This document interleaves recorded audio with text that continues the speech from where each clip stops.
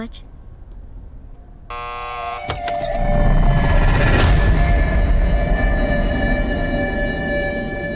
I'm so sorry.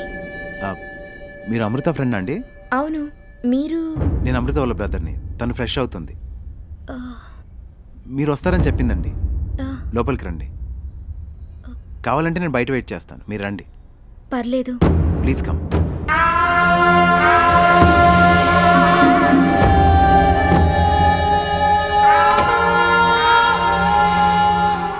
అమృత మీ గురించి రోజు చెప్తుంటుందండి.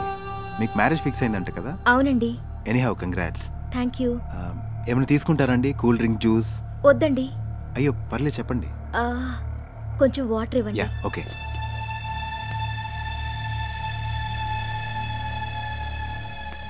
తీసుకోండి. Thank you. అమ్మ నాన్న బాగున్నారా అండి? బాగున్నారు.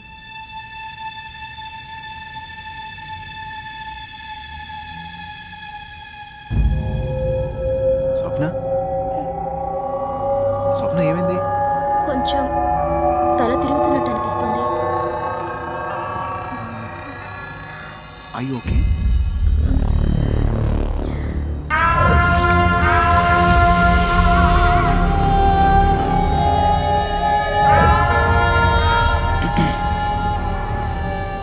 Swapna, are you okay?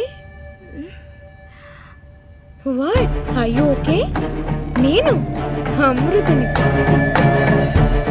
చూడు, నన్ను చూడడానికేగా వచ్చావు.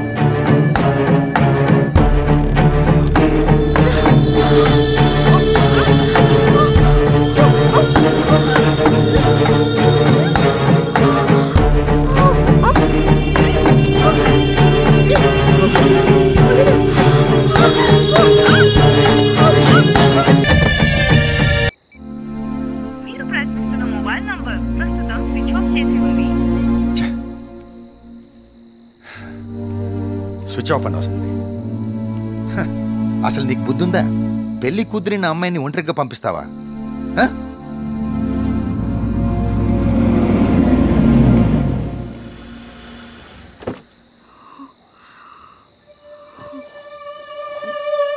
ఏమైంది బాబు? ఏమైంది అమ్మాయికి? లోపల తీసుకెళ్ళండి. స్వప్న, స్వప్న ఏమైందమ్మా? కూర్చో. ఎవరు బాబు నువ్వు? ఇన్నాళ్ళు మీ అమ్మాయితో ఫేస్బుక్లో చాటింగ్ చేసిన అమృత నేనే. షాక్ అయ్యారా?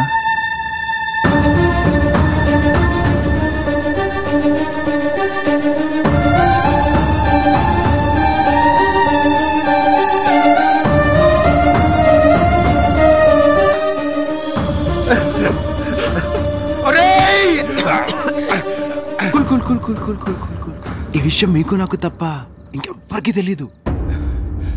కానీ ఈ విషయం బయట పెడితే ఏం జరుగుతుందో తెలుసా మీకు? రేయ్, ఆడపిల్ల జీవితంతో ఆడుకోవడం సరదా అనుకుంటున్నారా?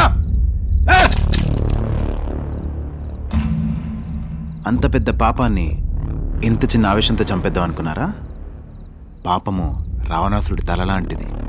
ఒకటి పోతే ఇంకోటి పుడుతూనే ఉంటుంది. ఇలా ఒక్క షేర్ బటన్ నొక్కానంటే ఇది అందరికీ వెళ్ళిపోతుంది. నీ కూతురు జీవితం నాశనం అయిపోతుంది. బాబు, దాని పెళ్లి కుదిరింది. దాని జీవితంతో ఆడుకో. మమ్మల్ని ఇంతటితో వదిలేస్తా. కాకపోతే నాది ఒక కండిషన్. నీ కూతురు పెళ్లి కోసం దాచుంచిన 2 కోట్లు నాకిచ్చేయి. తర్వాత మీకు నాకు ఎటువంటి సంబంధం ఉండదు.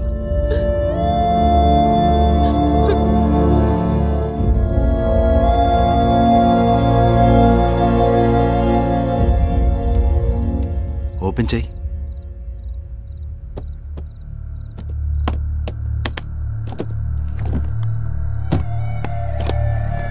నా 60 ఏళ్ల కష్టాన్ని 1 నిమిషంలో దోచుకున్నావు.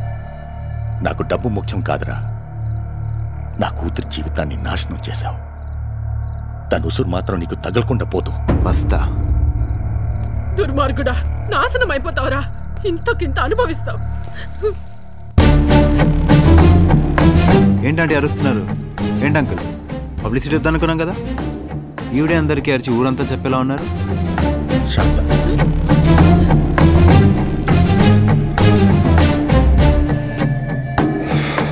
నేను మాట మీద నిలబడదాం అనుకున్నాను, కానీ నీ కూతురందం నన్ను మాట తప్పేలా చేస్తాను. ఎల్లుండి నా బర్త్డే, మీ కూతుర్ని రెడీ చేసి ఉంచండి. కాదు కూడదు అని ఏమైనా అర్చారనుకో, ఈ షో మొత్తం ప్రపంచం చూస్తుంది.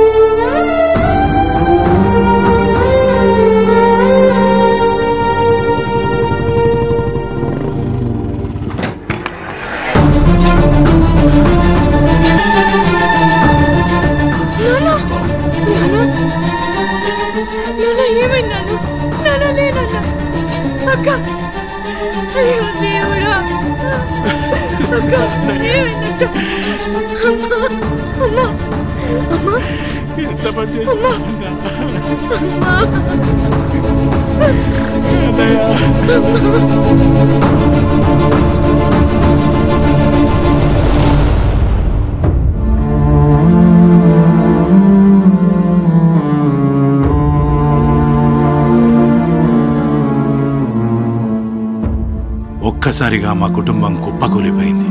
ఒక్క రోజులో మా జీవితాలు తలకిందులయ్యాయి.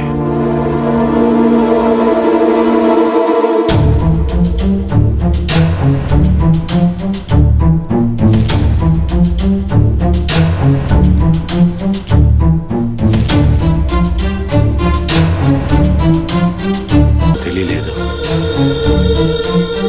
వీడియోలో ఉన్న టేబుల్ క్యాలెండర్ని బట్టి ఆ హోటల్కి వెళ్ళి సీసీ కెమెరా ఫుటేజ్ని చూస్తే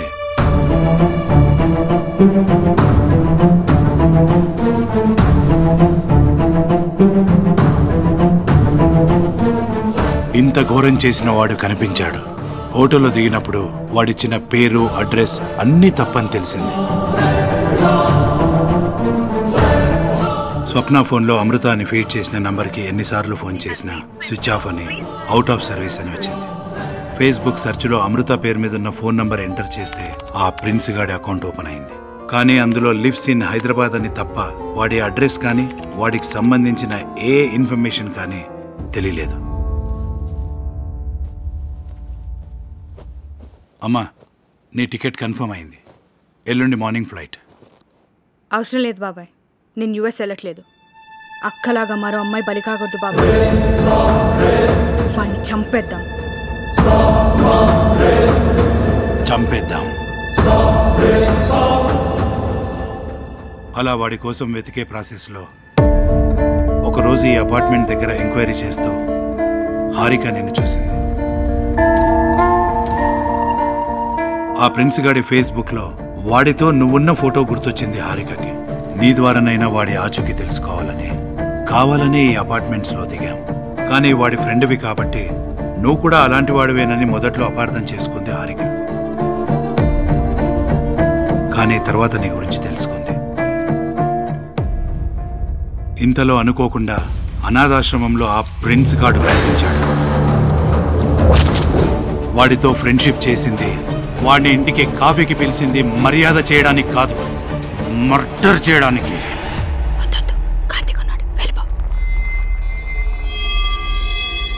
నువ్వు రావడం వల్ల ఆ రోజు బ్రతికిపోయాడు.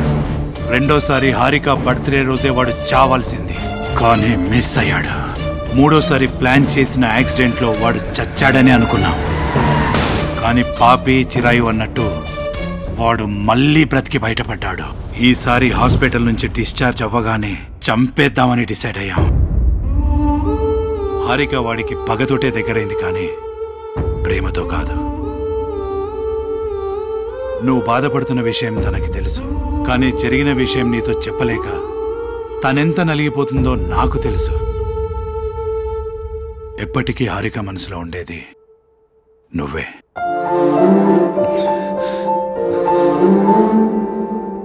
ఇప్పుడు హారిక ఎక్కడుంది?